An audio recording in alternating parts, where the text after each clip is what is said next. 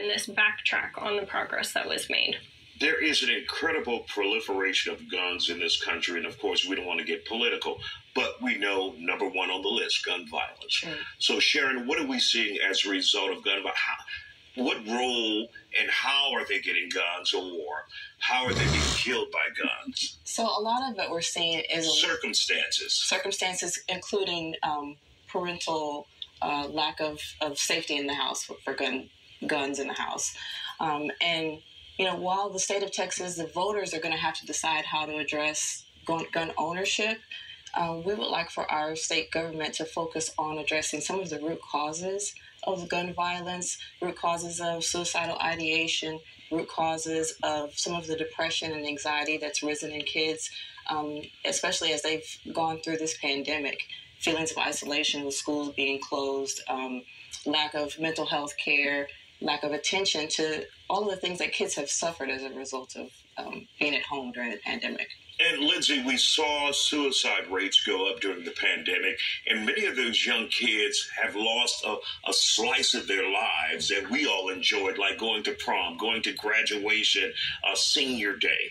And so they can never get those things back. How can we bring, I guess, some hope to those young people who feel like they have been cheated out of part of their lives? I think it's helping find them connectivity to their peers and knowing that they're not alone in what they've experienced and what they're continuing to experience. Many who are experiencing mental health illness and challenges, they're not alone. There's a large number of children, and we've seen an increase since COVID of those with mental health illness.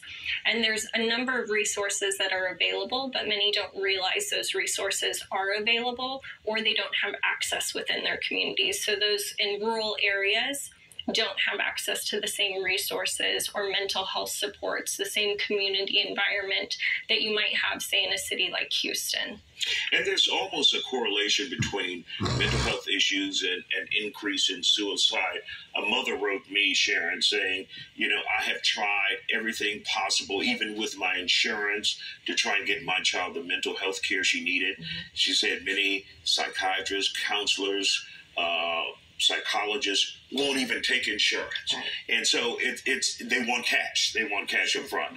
And it's difficult for parents to deal with mental health issues if they don't have the support from the community and the infrastructure here in Harris County and Houston. That's right. And, you know, the 88th legislature is in session. One of the things that we're advocating for is an increase in mental health services in our public schools so that kids can be treated where they are and parents can know that those resources are available to their children at their schools where they spend the majority of their time.